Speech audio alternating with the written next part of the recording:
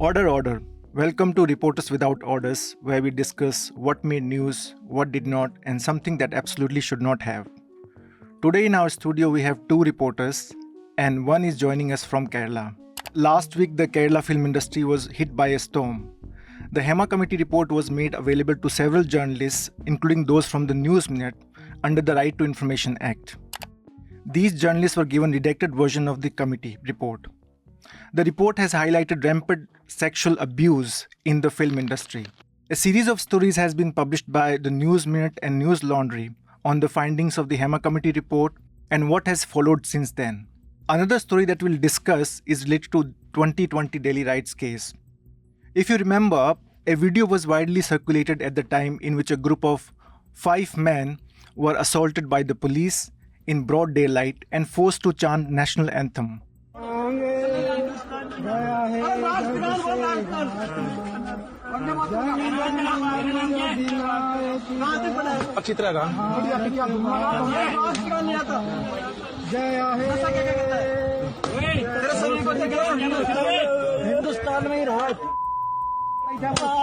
आजादी आजादी आजादी आजादी. One of them, Faizan, died in hospital. Now, Sumedha Mittal, my colleague in Newslaundry, tried to trace the identity of the policeman who brought Faizan to a Delhi hospital. The story is titled "No One Killed Faizan, Culprit Cops Invisible in Incomplete Hospital Records." Now, Nidhi Suresh and Sukanya, who has joined us from Kerala, they have worked on Hema Committee report. They published series of stories for Newslaundry and News Minute. So we'll discuss the aftermath of Hema Committee report and what churn Kerala film industry is going through. Welcome Nidhi, Sumedha and Sukanya. Hi. Hi, Shiv. Hi, thank you. To kick things off, I want to know from Sukanya, because Sukanya is keeping a close eye on what Kerala film industry is going through now. Today we read that today is Wednesday, that AMA, which is Kerala film industry body, the executive committee of AMA has dissolved, has disbanded. So Sukanya, if you could tell us what is the significance of dissolution of AMA and how you see it and why the executive committee has resigned. So, like you said, AMMA, as it is called, it is the Artists of Malayalam, Association of Malayalam Movie Artists. So it is an organization which is constituted for the benefit of Malayalam movie artists. And it had an executive committee which was headed by Mohanlal, who was the president. And after the Hema Committee report was published, there has been complete silence from the big actors, including Mohanlal, and AMMA has been absolutely silent on the report. And a few days ago, there was a press conference where former General Secretary, also a big actor named Siddiq, with some of his other colleagues, office bearers, had met the media, and they were asked about sexual abuse and the findings of the Hema Committee report, and they were in denial. They said, we do not know, no complaints have come to us, etc. And immediately after, a sexual assault complaint against Siddiq himself resurfaced. A survivor came and spoke to the media. She's filed a complaint, etc. Then he had to resign. And following that, then the situation came to a point where the other members of AMA would have to meet the media, especially Mr. Mohanlal, who was the president of the organization. And now we get to know that the entire executive committee, including Mohanlal, have resigned unanimously and that the committee has been dissolved. So, if you ask me how I look at it, I do feel that this is some sort of escape from accountability, because it is imperative that the biggest stars who bring in, who drive this business, who are the face of this business, who are also the most powerful men in this scenario, have to sort of respond to this, because their female colleagues have spoken about not just sexual harassment, but power abuse. The Hema Committee report especially talks about the existence of a power lobby and calls the industry is functioning very akin to to that of a mafia functioning, where they say that power has been consolidated in a few, like 10 to 15 top actors, directors, producers who have the power to make or break the careers of their colleagues. So in that situation, it is important that these actors, one of whom Mohanlal was also the president of AMMA, to respond, to speak to the media, to address it, to at least acknowledge that, this has come out. There's a report that's putting on record these findings. And also, the report was compiled not based on hearsay. That's very important. There were witnesses who deposed before the committee based on which the report has been filed. So the fact that they have been silent about it is quite concerning. And now that things got to a point where AMMA would have to respond, especially Mohanlal would have to respond because he was the president. And then it's gone into a point where they have unanimously, I mean, I don't know if it's unanimous either, because now, according to what we're seeing, there are a few members who've been saying it's not unanimous, that there's indicating that there could be a split in decision, that indicating that some members may not be in agreement to this. So we still have to find that out. But as of now, we are under the impression that the entire body an entire executive committee has been dissolved. And now, I personally look at it as, like I said, an escape from accountability. I feel that now it's very easy for them to say, but we are not representatives anymore, so it doesn't obligate us to speak in any way. So that is quite concerning. But you're saying Emma was silent, but did Emma know about the 2017 case of sexual abuse? Nidhi has written a deep dive on this, on the sexual abuse in moving car. Did Emma know about it, and even then they were silent about it? There is no question of AMMA not knowing this. There's no question of anybody in Kerala, not knowing this, because Dileep was a really big star, also a producer, someone who, like Nidhi's article mentions, has, slid his arms into every facet of the industry. So he's quite a powerful actor, and the arrest of Dileep for the alleged conspiracy of the sexual assault of his female colleague in a moving car, like you rightly said, in 2017, that was quite a watershed moment for the Kerala society and for the Malayalam film industry, because it was the trigger for the formation of the Women in Cinema Collective, for the formation of the Hema Committee, for all of this to come out. So there's no question of AMMA not knowing, because AMMA had immediately also revoked Dileep's membership from the organization, and then they slyly took him back. And then a few of the Women in Cinema Collective members themselves, who were actors, resigned from AMMA, and they have not been called back. So this organization has quite also very explicitly at that point, Siddiq, who was again the general secretary at that point, if I'm not mistaken, he had come out to the media and he said that, and most other members of AMMA had said that we are with both our members, we are with both the survivor and the accused. So it is a very, very problematic stance that they took, and that's all of that is there for the public to see. It's on public domain. So it's not like the organization wasn't aware of it, because that's not a possibility at all. But it is also to be noted that they have sort of sided with the accused in many cases. They have not been that proactive about, in initiating a probe or anything. All of this, I feel, has happened because there was media pressure, there was pressure from the society, they had a face to save. And things got really difficult for them, and they just decided, okay, let's just oust him from membership. And then they immediately took him back. Briefly, you've explained the findings of Hema Committee report. Nidhi, if you could you briefly tell us what were the key findings of the Hema Committee report, and how the industry has looked at them? Yeah, so the Hema Committee report, which was released recently, is a redacted version. So the redacted version means that there is no names of perpetrators or survivors. But they do say that everything, like Sukanya just said, everything that is put into the Hema report is not based on hearsay, and it's based on evidence. So it also cannot be ignored. And the Kerala High Court has now asked the Hema Committee to give the full report with the names and the evidences in a sealed cover to the court. Because the Kerala government has now formed an SIT, a special investigation team, that's going to look into the allegations. Now, what is in this particular Hema Committee report is that the committee report clearly says the objective of this entire report was to look into the culture and the systemic abuse that seems to be prevalent in the industry. And this isn't new either. So a lot of the sections, one of the stories that we did, which looks clearly at the sexual harassment section, talks a lot about how women would be on. This is one of the only industries where women were forced to take their parents to work, right?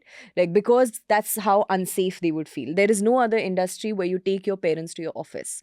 But because of the way men would react and act, they were forced to take protection along to the set. There were instances of men, if it's a shoot, if it's an outdoor shoot and they're staying somewhere else, that is not that they're not going back home, men would come knocking on their doors at night. They would often be drunk. There's the word adjustment and compromise, which every woman has been told repeatedly, saying that if you want to be part of this industry, if you want to start in the industry, and more than that, if you want to sustain in the industry, the only way to sustain is to give yourself up for sex on demand. And the words used for that was adjustment and compromise. So a lot of young actresses would come into the industry and be told that the only way another successful actor, female actor, has remained in the industry is because they have agreed to these sort of heuristic terms and conditions, and hence you must as well agree to it. And so they've explained the way in which power works, right? Because in retrospect, a lot of the men, even when I spoke to them, said that, but what's the problem? Women also agreed to this. But this agreement happens on the front end basis of a lot of exploitation of power. That why should a woman have to do this in order to make it in her career? So the report, essentially, the reason why it's a historical piece of document is because everything that women have been telling each other, warning each other of, cautioning each other, is now in a piece of document. And that gives a lot of legitimacy to what the women have been trying to say and fight for. Now, another really important thing that the report points out is that yes, after the 2017 attack, there was a lot of conversation about how to make a set or a film set a much more safer space. So ICs were introduced, sexual harassment committees were introduced. But the report goes a step further and says that the IC itself is not a solution, because the IC is also part of the system where this power lobby exists. So no woman wants to complain to the IC because the word will get around to the men, this group of power lobby, this mafia. Or the boys' club. The boys' club. The report specifically uses the word boys' club. They also say that women don't feel safe to go to the police. And you can't turn around and ask the question of why didn't women complain to the police? Why did these typical questions that are asked when such stories come up of like, why didn't they say it back then? So the report documents it. On the other hand, in its own way, the report is also problematic because there are things like they do hold Western culture responsible in a way for women's harassment. One of the committee members has mentioned this sort of Western clothing and culture for being the reason why harassment has increased. So it's got its own problems. But it's still, I think, a monumental piece of document. In terms of minor, this is the assumption because we have studied the language of the report, right? So the language of the report is referring to, when they talk about anecdotes, they say women, but there are sections in the report which say the girl said this. So our assumption is that there have been minors, and the indication that there have been minors who've testified to the Hema Committee is the usage of the girl in sections where they were talking about harassment. But that's essentially, in a nutshell, what the report says. But Sukanya, the report goes beyond sexual harassment, rampant sexual misconduct that the committee has found out. It also talks about bare minimum facilities given to female artists, female actors, like they don't have changing rooms, they don't have toilet facilities. So if you could throw some light on these issues that the report has mentioned. Yeah, it's very important. The point that you raised about how this report is not just about sexual harassment, I think is very important also at this point, because there's a lot of attempt to sensationalize this issue by bringing it to who are the big names, who's accusing who of sexual harassment. So sexual harassment is a big part of this report and also of the lives of women who work in the Malayalam film industry, from what as as the findings of the report indicate. But like you said, there are also other factors like economic exploitation, workplace toxicity, mental harassment, lack of basic facilities. How are we deciding pay parity? How is a male actor's remuneration being decided? How does this big disparity between his pay and the pay of a female colleague, happen? So sometimes it also points out to gaps in terms of data, as in how are you consolidating? How are you deciding star value? And what does star value come with? And how hierarchical is this workplace? It's also a very fluid workplace. Like the Hema Committee report also very specifically says that you cannot say, oh, but sexual harassment in the workplace happens in every workplace. There is a specific nature to this workplace, which is that the personal and the professional are there are very thin lines between that, because you stay at a different place, you stay in accommodation that's provided to you, you're working with the crew. It's also creative space where a lot of ideas are being exchanged. There's self-expression involved, there's camaraderie involved. So it's quite difficult to segregate this. So the report is also in the larger context about how do you regulate this workplace? How do you ensure workers' rights at this point? Who are the people who are most affected by this structure? Is there a structure? If so, who has control over there? And what are the basic problems that people are suffering, and especially women, because they are the more marginalized and the more powerless in this situation? So all these things comprehensively have been mentioned in the report. It's not just about sexual harassment, like you said, but also the kind of intimidation, the price that people are being asked. There's a lot. I spoke to many women over the past few days who have also spoken about, they've been asking me, how do we quantify this sort of gaslighting that happens? Like Nidhi mentioned, there may not be, in some instances, there is no, fortunately for them, it doesn't escalate to sexual harassment or assault, but they keep asking, but what about the indignity that we feel? How do we quantify this? How do we, say this, put this in words? How do we put a structure that this happens? And of course, there's a structure around this that allows this kind of behavior to thrive, that allows this kind of exploitation to thrive. So how do we put this in perspective? That is, I think, the biggest question that we should be asking at this point, because it has also somewhat gotten to a point of, victim blaming. When people start coming out in the media and they start saying that somebody sexually harassed me, and they take a big, known name, there's also this tendency for the media and for a lot of people, on social media and everything, to say, oh, but 5 years ago, somebody said this against you. So now how can you come and claim to be a victim? So, there's also this very important exercise of understanding that as individuals, maybe, it's not like a harasser or an alleged harasser wakes up and harasses every day, everyone. He may be, or she may be, someone who is, nice to a few people, a friend to others, and a harasser for somebody else.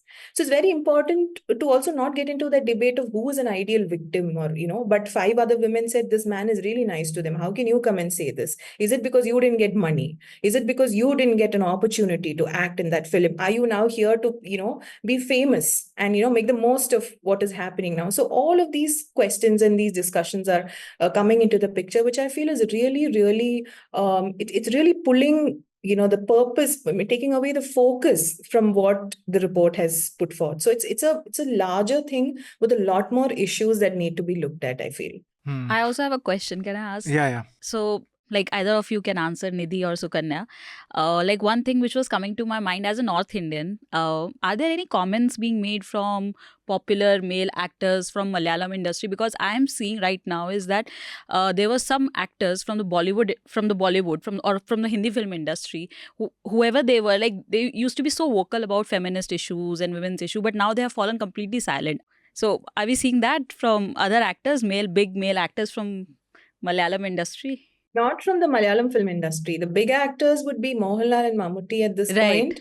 So they have not spoken anything. Mohanlal, like I said, he was the president of the Artists Association. He has resigned. He's not given a press meet, hasn't spoken to the media.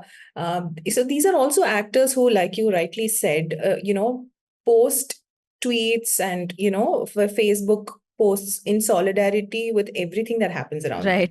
Now this has happened, this is happening in their own industry, and there's radio silence from the set of these popular young actors, directors, producers, save a very, very countable few. Just want to add to Sumedha's answer also in terms of how have other industries responded, right? Right. I think yesterday, if I remember right, Swara Bhaskar put out a post. Yeah. Tanushree Datta also had something to say a few days ago regarding this whole issue where she was one of the pioneers in the Hindi film industry because she went up against Nana Patekar when Me Too had happened. Right. And like you rightly pointed out, there is a lot of silence. And I think even when we started working on the long form story that we did for News Minute on the Dileep case, the 2017 assault, the initial idea was to look at Dileep and profile him. But nobody wanted to speak about him Right. because he wields that much power. And Right. rightly so. People want their careers and people want to move on in their lives. They don't want one statement about one case to affect their entire life. So they didn't want to speak. And then it's how do you then do journalism when people don't want to speak? Because your entire life and work is based on quotes and based on somebody articulating their thought. Right. So then we actually started to look at what this silence means, which I think is a good and that's like almost like a forensic exercise that's now required in all spaces, because Parvati, who is a founding member of WCC, she very rightly pointed this out in an NDTV interview where she said, yes, there is a problem in the Malayalam industry, but we are trying to fix it. I saw that. Yeah, we're trying to fix because it there were a lot of people who were coming like Hindi film industry doesn't have these problems. It's and she dude, you don't address pointed it. out that the spaces which are actually really dangerous are the ones where this conversation is not happening. It is happening now in the Malayalam industry, which is a really good thing. Which and is I a think good this thing. is the kind of silence which we saw during the restless protest as well. Like I didn't see any kind of a solidarity from the big names like Sachin Tendulkar or Virat Kohli or those popular sports star who people actually look up to and listen to. And that is what I think makes women really tough to come out, because they feel like they'll be abandoned. No one will come in support of them. But this is also a trend, right? Like today I was speaking to Ashik Abu in the morning, and something that he said was cinema artists have always shied away from making statements that are for society or political statements. They are very concerned about the social validation they get and the money they're making and the films they do. The only industry in which it began happening is in the Kerala industry, that too by the women actors who decided to take a position, and they have paid a price for it. Many of the founding members of the WCC have not had work for a long time. They are fatigued, they are exhausted. It's taken a toll on their personal and professional lives. And now the men are forced to take a position. The government is forced to respond only because of these women. It is not that most of the men coming out now, or this Amma's mass resignation, citing moral responsibility, has anything to do with their own conscience. It's a moment where they're being forced and pushed to do this because a group of women decided to stand up and speak. Right. And that hasn't happened in other industries at the moment. It's also, like Nidhi said, it's not like any of these actors are unaware of these instances, as against what they've been repeatedly telling the media time and again, that I don't know, it's never happened to me. It's not like that. I do feel that there's this silence and this denial. It's very conflicting also, at least for me as an observer, as a journalist, to look at it. I keep feeling that there is no way that as a woman or as a man with so much power in this space, there's no way that you don't know of this. So it's really baffling that people come out and take that stand and say that, oh, but we don't know of any harassment that has happened, but no one has come and told us. That can't be, because even the smallest of workplace, you take any workplace which has even the smallest number of people, there will be some problems, right? There will be some sort of power imbalance. There will be some issues that will come up. So as people who have been there in that workplace for long enough, it is not possible at all that for someone to have not heard of anything like this, especially in a place where so many people come together, and a place that's also very, based on a little bit of it's show business. There's glamour, there are people, creative people, there's energies flowing, they're making art, they're out in the public, there's money coming in. So it's really, really, it's very fun. I don't know if it's funny, but it's something that really baffles me, that a lot of people come out and when asked, when you put a mic to them, they say, oh, but we don't know. Oh, but we really don't know if this is happening at all. Or the other favorite answer from usually the popular actors is that we try to stay away from the issues which we don't know much about. Yeah. There's that distancing from politics also. I feel this also as a culture, I think, for a long time, I feel a lot of artists have used this as an impunity, in a sense where they say, but we are creative beings, we live in another realm. We make art, and art is so removed from the society, but we're creative. We don't want to make political comments. That's something only people with power, that's something only people who have never been marginalized to that point can say. Right. If you ask me, that is not something a woman can say. That's not something anyone who's gone through any sort of systemic marginalization, identity-based marginalization can ever say. That is the oppressor's language, if you ask me. This separation of politics and gender, right, is something that also happens in newsrooms. I feel like every time when you start reporting on gender, if it's a newsroom which has men in positions of power, men in editorial positions, there's always the question of, okay, gender stories are fine, but when are we going to do political stories, right? But there is not an understanding that the gender is very stories are much political. stories. And unless either a politician is involved, and we saw this when the Prajwal Revanna cases happened, and I think Danya has pointed this out, that until it became an issue of politics, of opposition, of BJP, of all the other Nobody was JDU, interested in reporting it. and even in that conversation, the stories of women got lost. Right. It became a conversation about politics, election, and all of that. But the women's issues itself was not taken up. So even in this particular case, News Minute as a feminist organization has taken this up and followed it up in the way that it should have been followed by other news organizations. If you look at, otherwise it's only still a conversation of, oh, these are the powerful men who are accused, they are affiliated to these parties, now what's going to happen to them? The question of women's safety is still not discussed as a political issue. And I think that has happened very much in the Kolkata rape and murder case as well. Like, we were more concerned about, what is Mamata Banerjee's reaction, what is like now, what will the BJP will do. And as Sukanya had also pointed out, it's bigger than, like who's the perpetrator and who's the accuser and who's the victim. Like in that also we just, it was like, at some point it was irritating to me that, we were not talking about infrastructure lapses at the hospital industry, because the global data shows that, like women in the health sector are most vulnerable to these kind of abuses. Right. Also, I do feel that it is very important, I think, to look at accountability fixing at this point. Like you said, there is a lot of politicization of this issue as well, like Nidhi also said, because, see, we have to also understand that this report was submitted 4.5 years ago, and it remained with the government unpublished, but the government has been sitting on this information.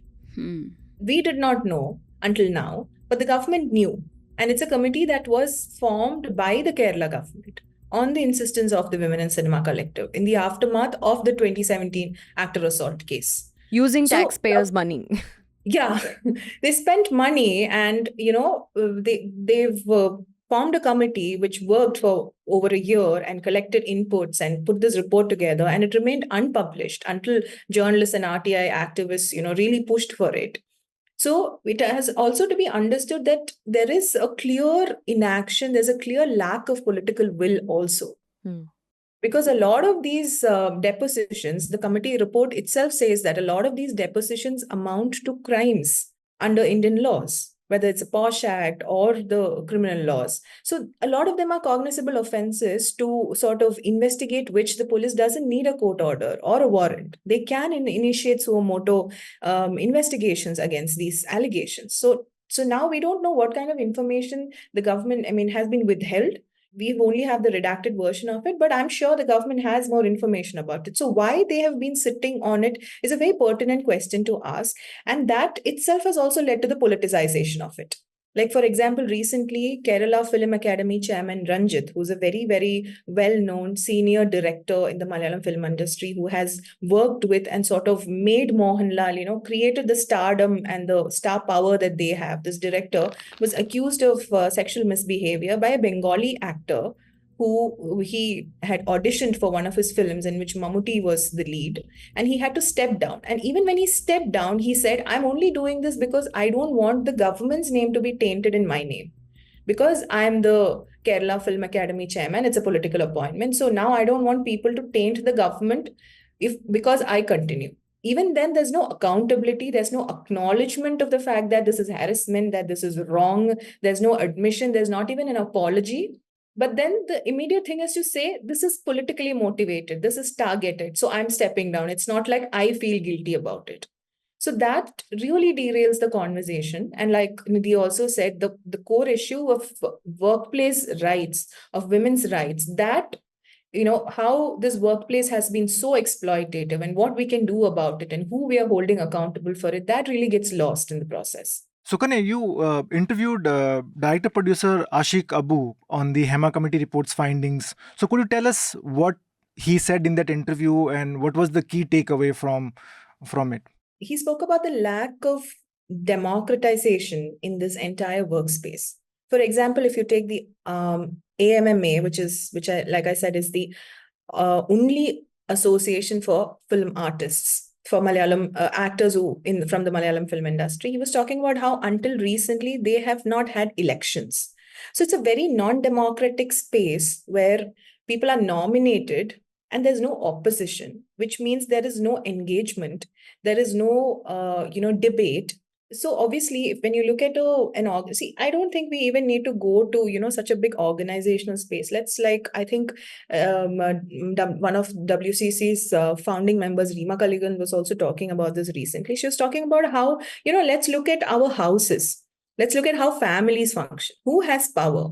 And what does non-democratization of that space mean for other members of the family, especially women, children? What does the lack of a healthy debate, what does the lack of democracy in that space do to us? How does that make us feel? How does it affect our agency as individuals? It's the same thing that has been happening in AMMA as well, because it has not been a democratic space until now. And even now there are elections, but then it's, when so much power is consolidated in specific people, it's very difficult to engage in that sort of conversation. So Ashik's point was that this is the organization that has been representing a workplace in all government negotiations, in all forums, etc. So how can a power-centric, non-democratic organization represent a huge workforce and speak for workers' welfare?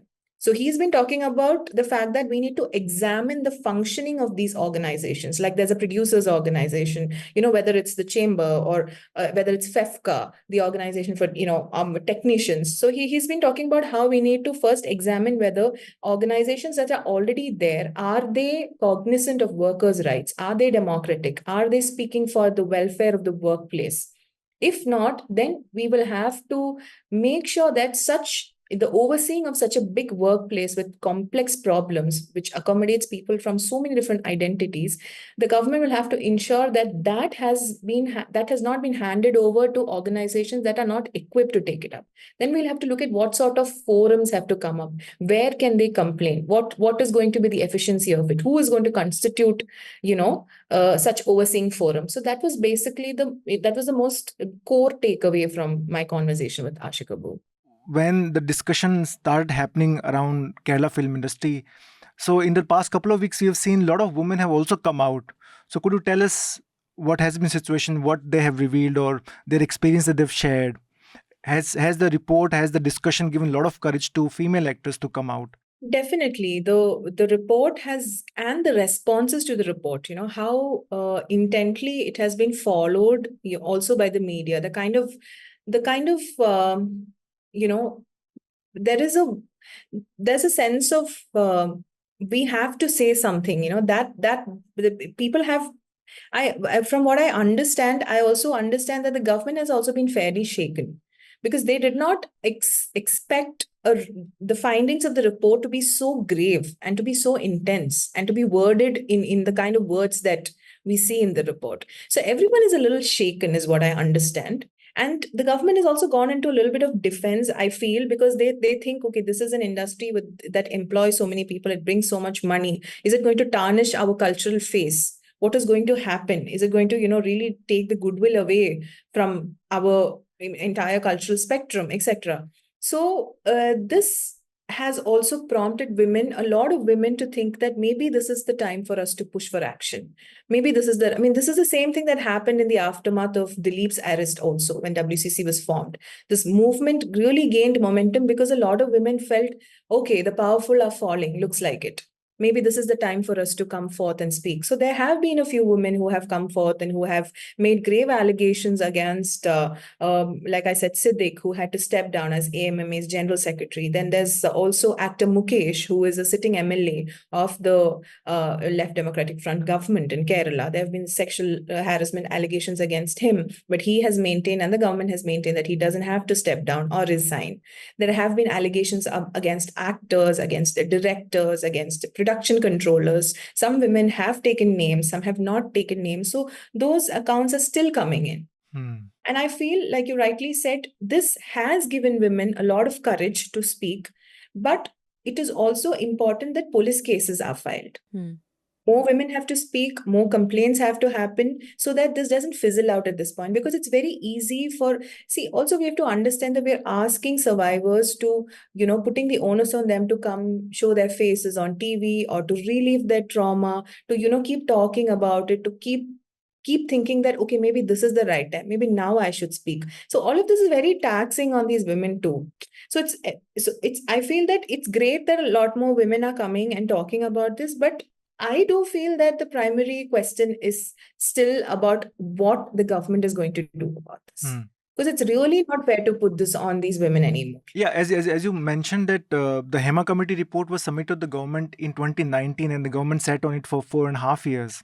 Now, is there any attempt from the government to shield or protect few people in the industry, maybe some of them are also in politics?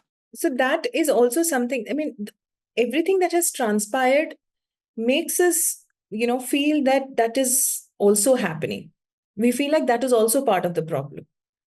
The fact that the report has remained unpublished, the fact that, there has, despite allegations against a sitting MLA, he has been asked not to step down. Even when Ranjit was, there were allegations against Ranjit came up, the Minister for Culture, Shaji Sherian's response was that he's a renowned person, he's a renowned talent. And we cannot ask him to step down on the basis of mere allegations, where they're reducing the gravity of the, complaint. They're trying to discredit the victim. They're trying to blow up, sort of project the talent or the filmography of the person who's been accused and say that, see, this is an important person. We can't just ask him to step down. So when you see all of this and when you read it together, it definitely looks like the government's trying to protect harassers. It definitely looks like they don't take this seriously enough. And the culture minister has also maintained initially his stand was, let women come and file complaints individually. We are not going to act otherwise.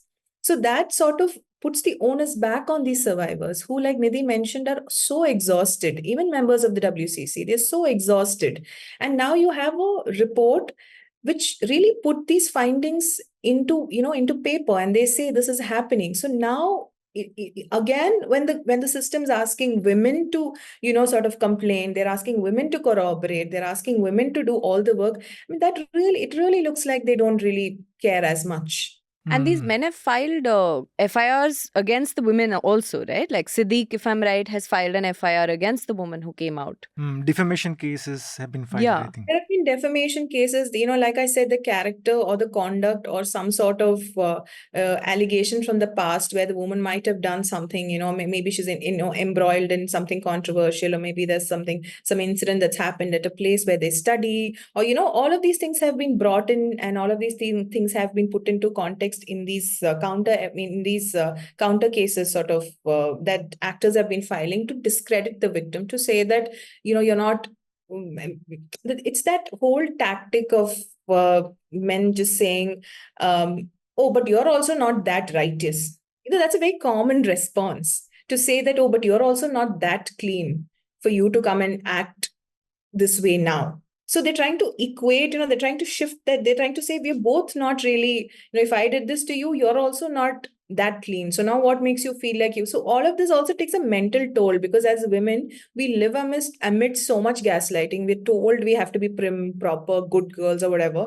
Suddenly, a lot of women also feel a little shaken. They're in self-doubt, that sort of triggers all these feelings. You start feeling, oh, did I invite them? Oh, but what did I do this? So very easy to sort of mentally also break women who are speaking when you make these counter allegations. So that is something that's happening, and I think that will happen in the coming days. I do think there will be pushback. Can I just add one point to that? Because I think the question, like the conversation at this point, could get very derailed in this, because what the WCC essentially has always said is that this isn't a question of, like, a lot of men have said, oh, on the basis of mere allegations, you can't remove somebody, you can't cancel somebody, and all of that. But the question here is of due process. For example, when Dilip had been accused, now when the women went to the AMMA and said that how can you have him still as treasurer, I think that point he was treasurer of the association, how can you still have him?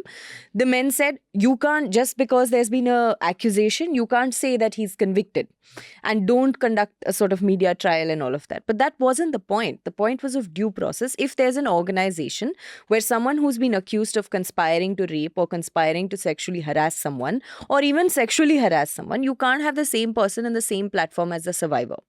The organization has a responsibility to follow due process and make it a safe space.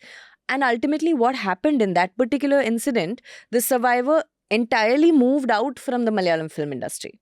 She thankfully had also worked in other industries, but the toll it took on her to know that these senior members of an association where she worked and she has, made a living off, she had to take a step back, whereas Dilip continued. He continued to make public appearances. There's a very famous infamous meeting which Amma had held at that point, where all these men were sitting on the stage. Mohanlal and Mammootty, the biggest stars, don't say one word in that.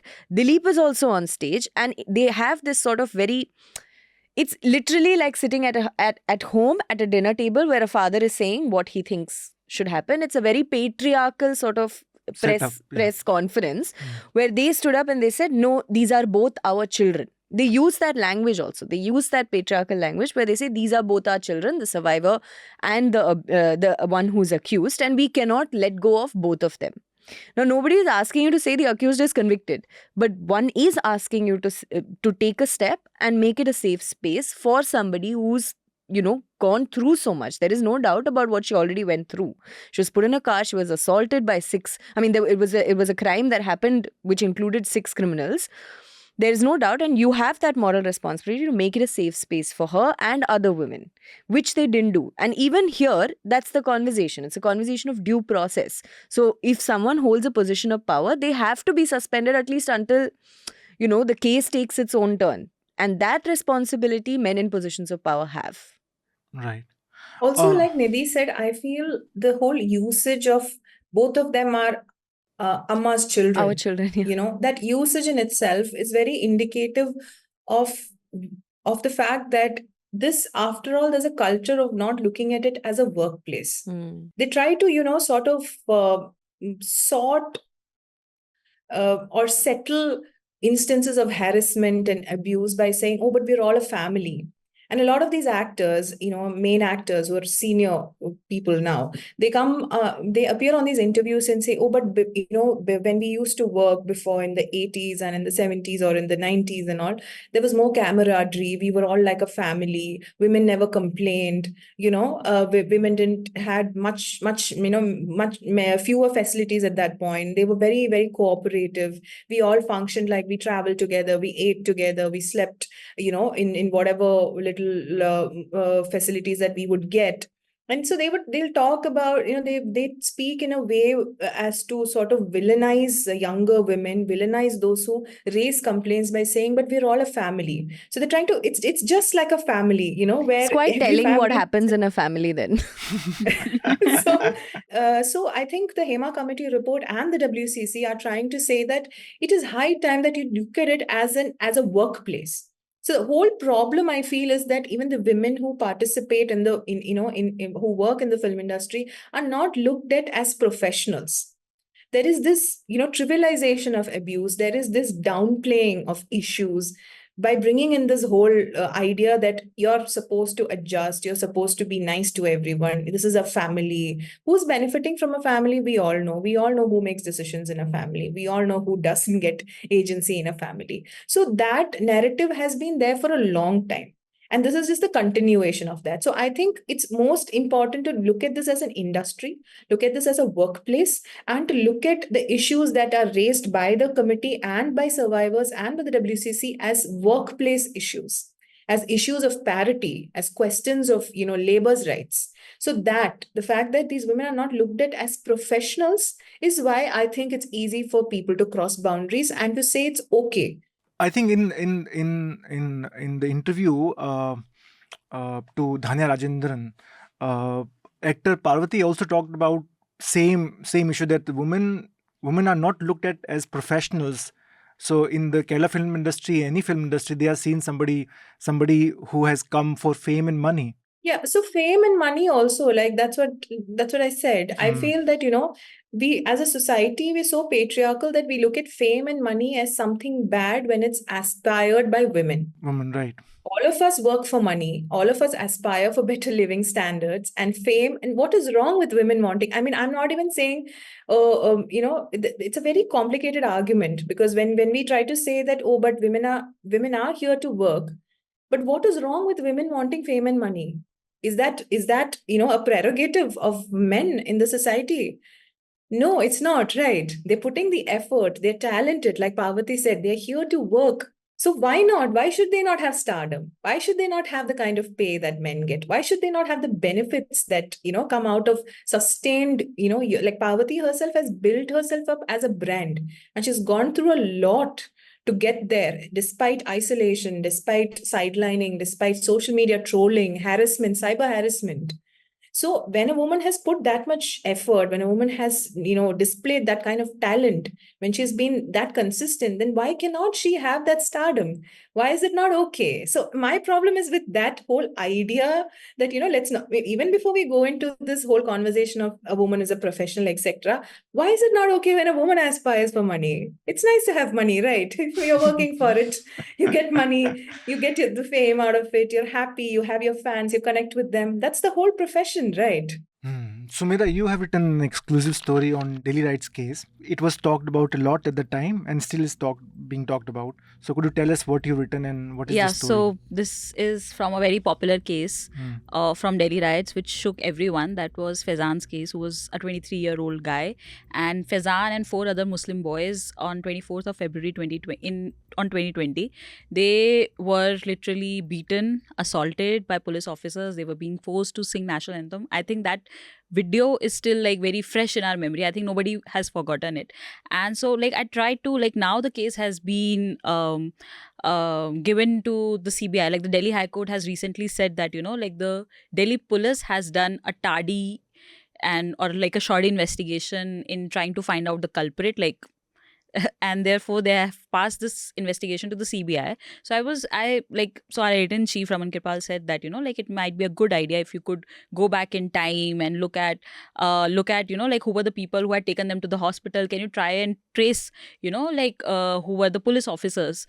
So we just thought of, like going back in time, and then I found that the police officers who had beaten those 5 Muslim men, the same, or those string of police officers had also taken them to the hospital, GTB hospital, and then out of 5 of these men, 2 were discharged immediately, and 3, the police had taken them to the police custody, and saying that these men were not comfortable going back to their home because they felt unsafe, because there was like violence going on in that area. So to ensure their safety, we took them to the police custody, which was like an illegal police custody. That's the statement which the Delhi police had submitted before the Delhi High Court. And then, great, like if you took them for their safety. So then after like 2 days, 1 out of 3 of those boys died, and that his name was Faizan. And so I was going through his post-mortem report. What does it say? Like what kind of injuries he had? Was he given like any like special treatment, which was his necessity? Therefore, and then I was also looking at his MLC. MLC is like for our viewers, this is a medical legal document, which is like the first medical document prepared by the doctor while he's examining the patient. Like this comes much before postmortem. Postmortem is after, like you have died. But MLC is for all the cases. If there is a case which requires a police investigation, the hospital will ensure that the MLC is made. And then all MLCs, like there are some 10 types of MLCs, and all of those MLCs have a very compulsory information who had brought them to the hospital, that patient. So for example, if like if you find a person who has met with an accident on a road, and if you take him to the hospital, your name will be written in the MLC, so that like, or if like or if like a PCR call, like a call to the police station was made and saying like we have found this so and so person who's murdered, or who's or this woman has been raped, or who is someone who's met with an accident. So then the PCR comes into play, and they take that person to the hospital. Then in that case, in the column for the brought by, we write PCR. So it's one column which is never left blank, because this is what the hospital staff and the police officers have told us, that this is one column which we cannot leave blank, because it is very important for the later investigation, because it tells like it is like that person will give you the first person account, like what had happened to that person. So coming back to the Delhi riots case, the 5 Muslim boys who were assaulted by the police, all of them had been taken to the hospital by the police, and we have been able to get access to two of those MLCs. One is of Faizan and the other is of Kausar Ali. And in both of their MLCs, the brought by column is blank. And this particular information would have helped like the CBI or any investigating authority to trace back who were those police officers who had like first beaten them and had also taken them to the hospital, and had also taken them to the Jyoti Nagar police station. And this is not just allegations of the family members or those survivors who are saying that they were taken to the hospital by the police, but the Delhi police itself has submitted before the Delhi High Court that it was the police officers from Jyoti Nagar police station who had taken them to the hospital. So the question is why that information was missing, and that is what the story is about. So I was reading. So you have quoted one of the lawyers saying that the Rebecca John. Rebecca John, saying that the blank was left, right? Huh. I mean the column was left, brought by, right? yeah. So it's very suspicious that maybe the police was trying to hide the identity of those who brought Faizan and Kausar to the hospital. Right.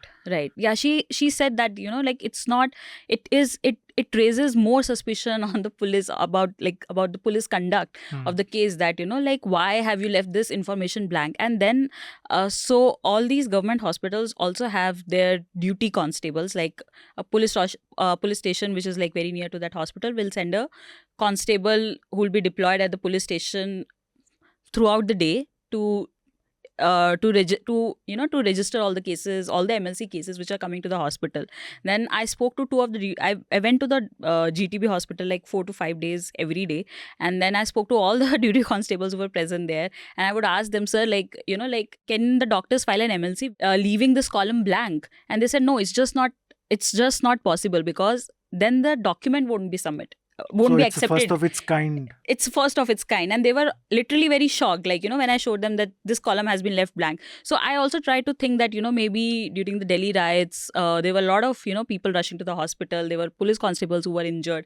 This it was a lot of chaos, and then maybe in that chaos they like the doctors might not have had the time to fill a particular column. So and then the duty constable said that this is not possible, because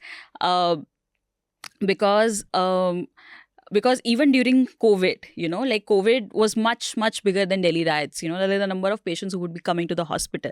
Even then, we have not left this column blank. So it's that important. And if the doctor leaves that column blank, we call him up and we ask him to make sure that he doesn't leave it back. Either he writes like self or PCR or the name of the person who has brought him. But this is rarest of rare instance.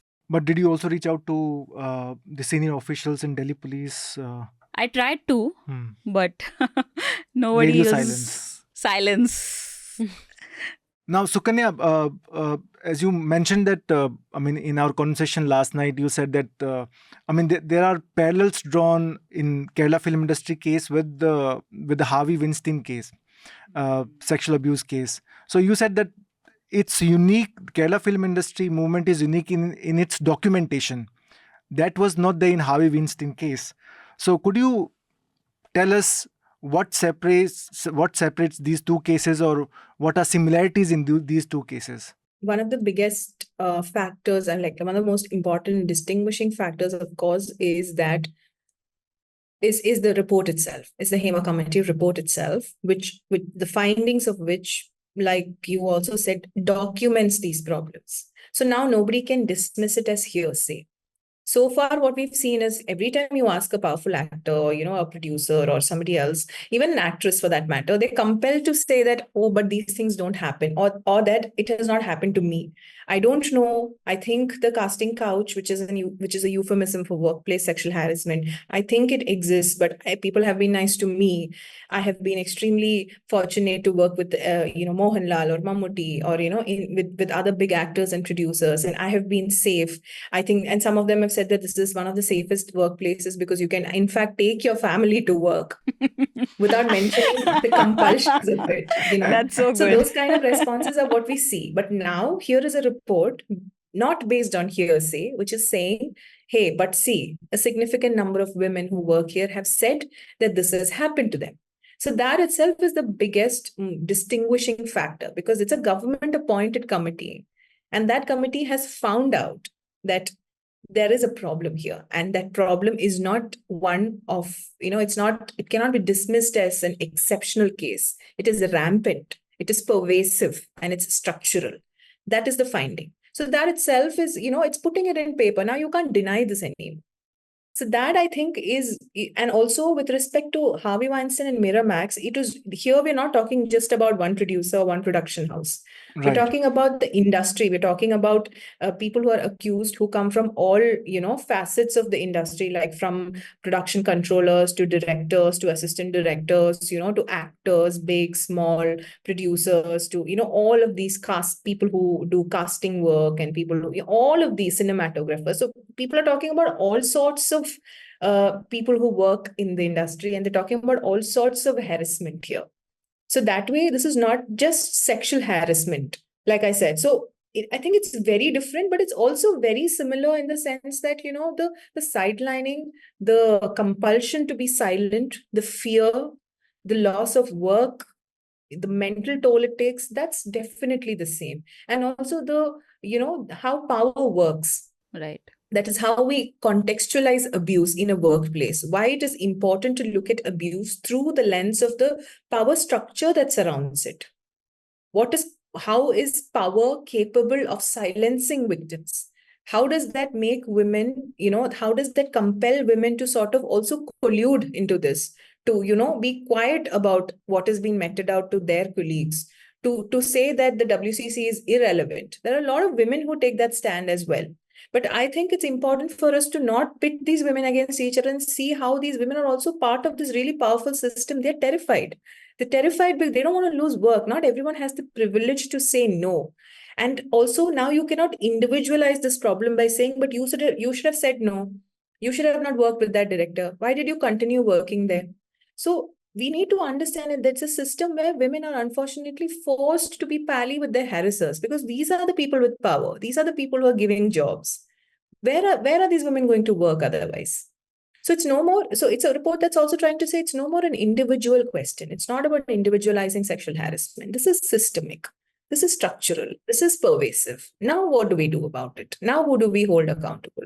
So that is what really distinguishes this, from the Harvey Weinstein thing. I do feel that the magnitude of it, about the pervasive nature of it, and about the documentation of it, I think that is really what sets both of these, instances apart, though the fundamentals remain with respect to workplace sexual harassment, with respect to gender.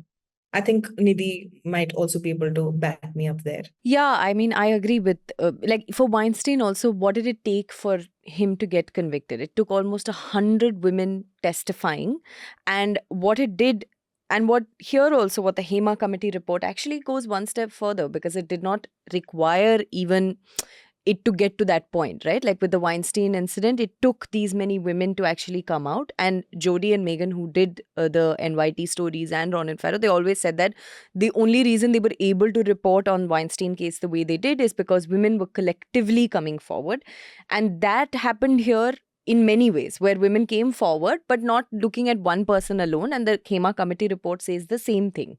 And even with Weinstein case, what the commonality, I would say, like Sukanya was saying, is that like in the Weinstein case, there were many instances where women had been assaulted. They had in fact gone back to work with him.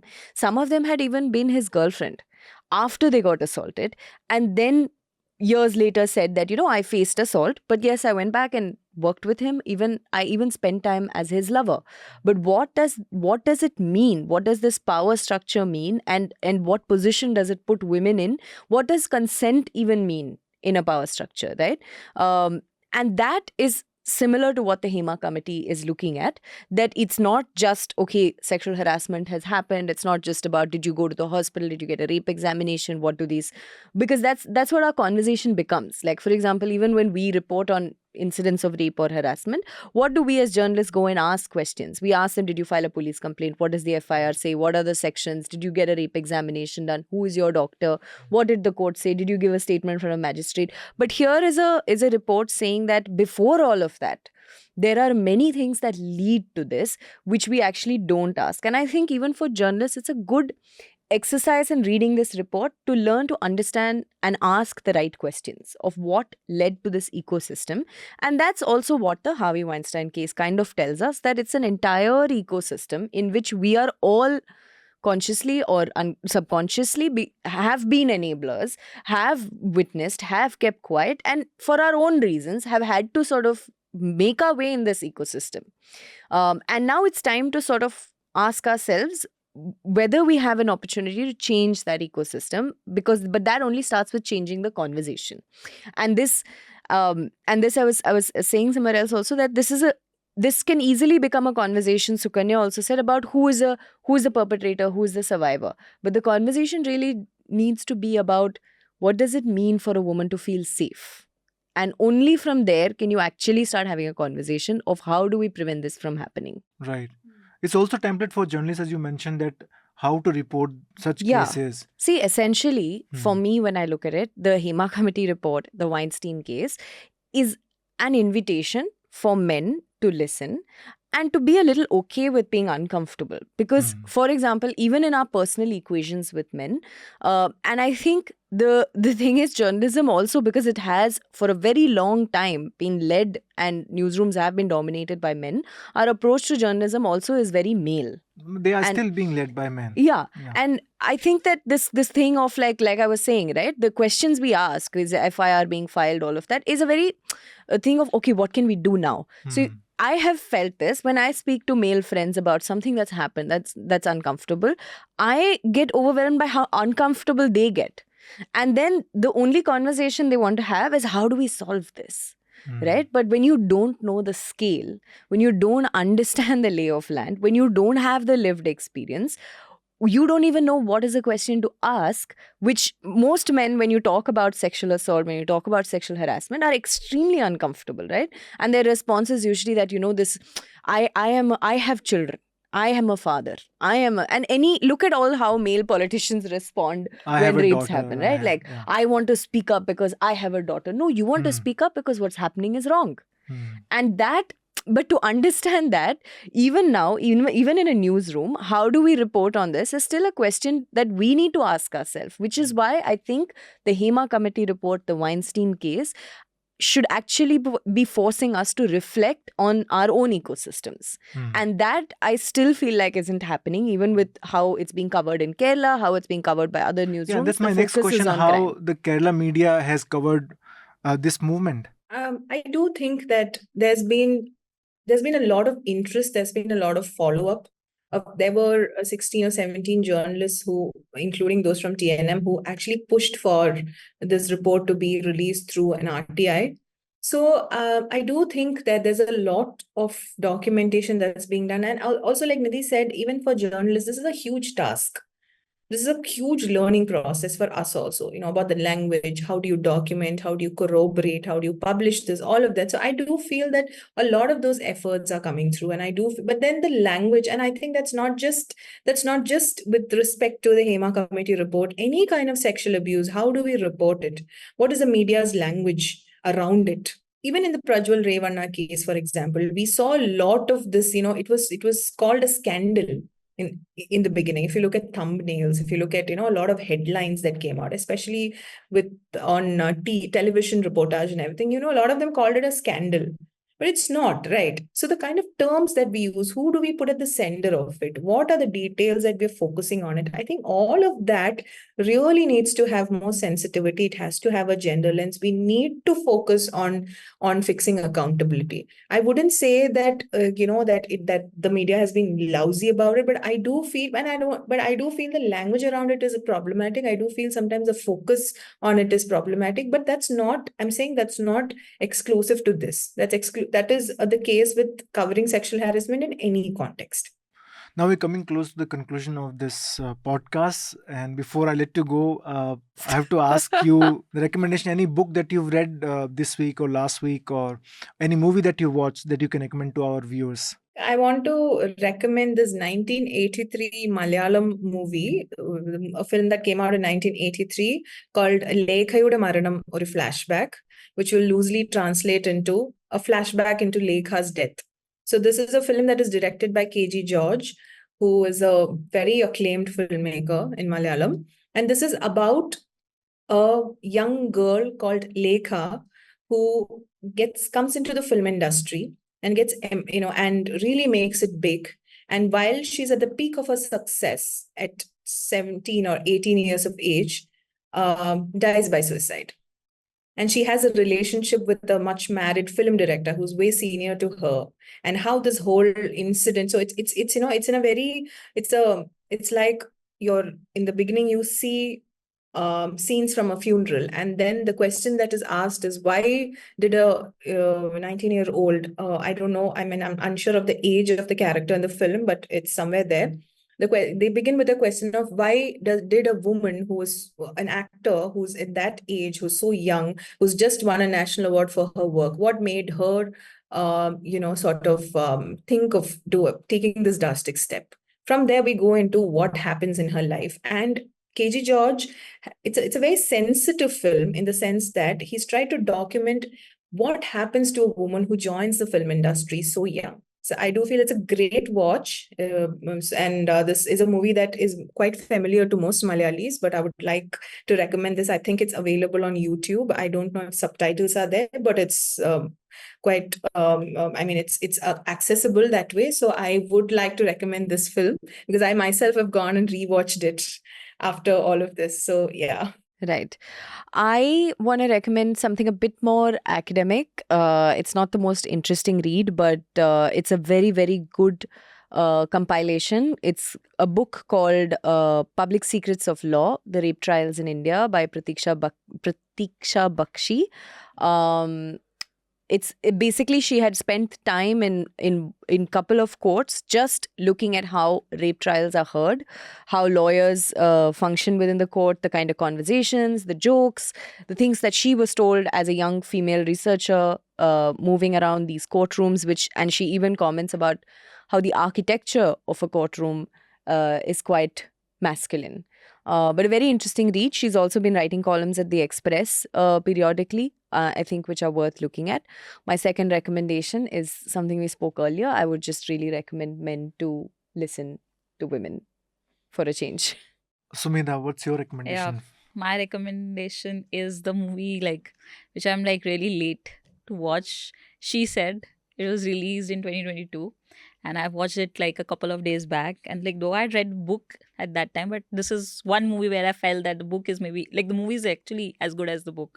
So, and this movie is based on those two journalists, Megan and Jody, who had broken the story on Harvey Weinstein case.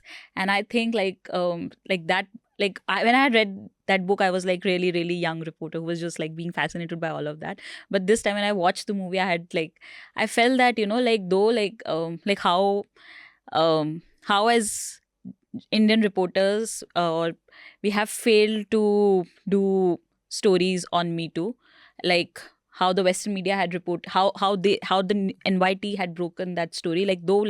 There's a conversation about yes, we have to, we should not be doubting women who are coming out and sharing their stories, but as a reporter, it's also important to come up with evidence. And in that case, in the Weinstein case, like there was like no evidence, like there were no evidence as such sort. Like the woman, like you can't expect the woman to record a video while she's being molested, or like. And in that case, like the women were not even, like they were stopped from even registering police complaints.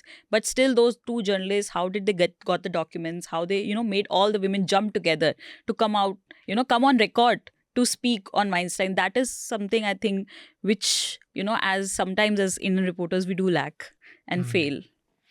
My recommendation is Dhanya Rajendran's interview of actor Parvati. I think actor Parvati was very articulate in that interview, and everybody should watch it. Do read our stories on Hema Committee report and what has happened in its aftermath, and Sumedha Mittal's exclusive story on Faizan's case. These stories, we've been able to do these stories because of your support, your subscription. So keep contributing to Newslaundry and the News Minute. With this podcast is adjourned. Journalism at Newslaundry is powered by the public, because when the public pays, the public is served. Visit newslaundry.com/subscription and pick a payment plan of your choice. Pay to keep news free and independent. Your future, and indeed the future of democracy, depends on it.